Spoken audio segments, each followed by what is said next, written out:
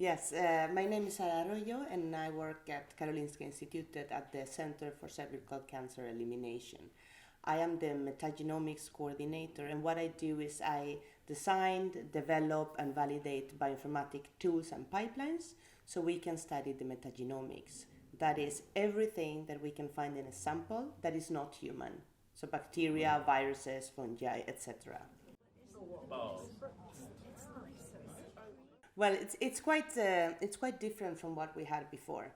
Usually, traditional methods when you analyze something. If I wanted to analyze a sample and detect if there was papillomavirus, I did some methods in the lab and then I ran the machine and I got positive or negative. Nowadays, with sequencing, that doesn't work like that. What we get is a huge amount of files that are very heavy, like around 1 terabyte, and that we have to analyze. As a laboratory person, that's impossible, so we need IT. And sometimes it's very difficult to talk like from biology to IT. So for us, Hopsworks, which is what we are talking and deciding now, has been a bridge. It's like the communication that has solved all the issues. Hopsworks has enabled us to analyze that data without having to know much IT. I would say that the only skills or the only thing that they need is to know what am I analyzing, what is my sample, and that they know for sure, and what I want to do. That's it, because then it's just a click away. Of course, there's a lot of work behind this user-friendly screen that we see, but that would be everything that is required. Yes, we had most of our scripts were run in Bash and Python. Python is like the golden standard. But now we're including a lot of statistics and diversity analysis, and they are written in R. Hopsworks didn't have this feature, but now they are installing and developing and validating it in the system. Yes, that is the best part, that when we put our things into Hopsworks, that we can share with everyone that I want.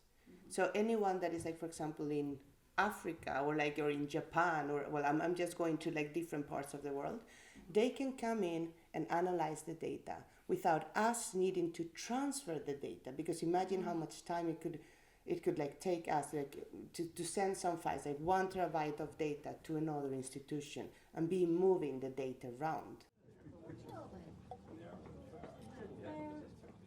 We are already doing that. Yeah. We have some pipelines already developed and validated there, and the idea is, well, for HEAP is to provide tools for everyone, but of course those tools have to be validated, and that is something that usually in science is not done yet, I would say. I do my pipelines, my analysis, I put them or I publish a paper, and I validate them with my data. But of course, what happens when others come with other types of data? Some things can change a bit.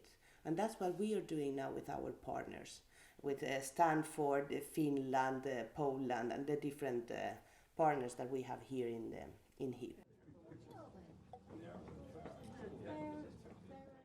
Yes, for example, we have Stanford with the exposometers. They will have they have sequencing data, of course, that they would like to look for the microbiome. They have developed pipelines as well that they can have a look, and they can use our pipeline to see if they can find some more or other things. We will now provide a pipeline for viral discovery, new viruses that are there, and they can easily use our pipeline to see if they find them and detect them as well. That is the plan.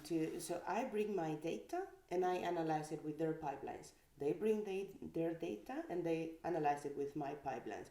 So we see what are the differences, because maybe we have used different databases, and in our case we were focused mostly on bacteria and viruses, but they are all already taking fungi, for example. So we can see what we can find there that maybe was something of interest that we missed somehow.